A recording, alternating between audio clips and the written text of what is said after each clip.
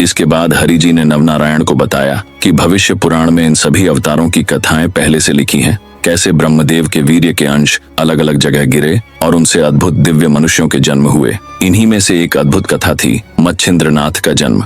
यमुना नदी में एक मछली ने ब्रह्मवीर्य निगल लिया। उसके गर्भ में कवि नारायण ने प्रवेश किया। एक दिन भगवान शिव पार्वती समुद्र किनारे भ्रमण कर रहे थे। समुद्र किनारे बैठे मंत्रोपदेश कर रहे थे।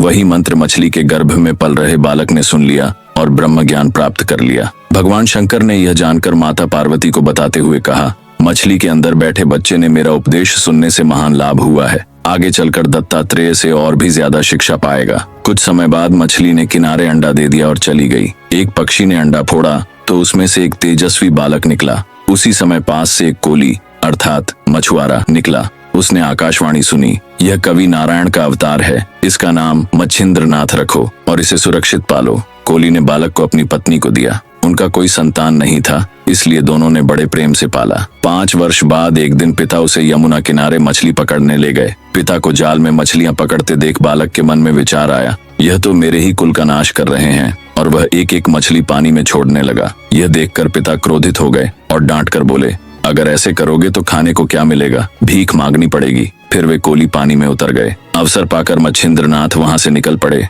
वे घूमते घूमते बद्रिकाश्रम पहुंचे और 12 वर्षों तक कठोर तपस्या की। उनका शरीर हड्डियों का ढांचा बन गया। उसी समय भगवान दत्तात्रेय और शंकर जी की मुलाकात हुई और दोनों बद्रिका वन की शोभा देखने निकले। वन की सुंदरता निहारते निहारते भगवान शंकर और श्री दत्तात्रेय भागीरथी के किनारे पहुंचे। वहां उनकी दृष्टि एक तपस्वी पर पड़ी। वही थे मच्छिंद्रनाथ। 12 वर्षों से वे एकाग्र होकर कठोर तप कर रहे थे। भगवान शिव जी ने दत्तात्रेय को उनसे मिलने भेजा। दत्तात्रेय जी पास गए और पूछा, आप यहाँ किस उद्देश्य से तप कर रहे हैं? मच्छिंद्रनाथ ने आंखें खोली, प्रणाम किया और बोले, महाराज, यहाँ 12 वर्ष से हूँ, आज तक किसी मनुष्य को नहीं देखा। आप कौन हैं?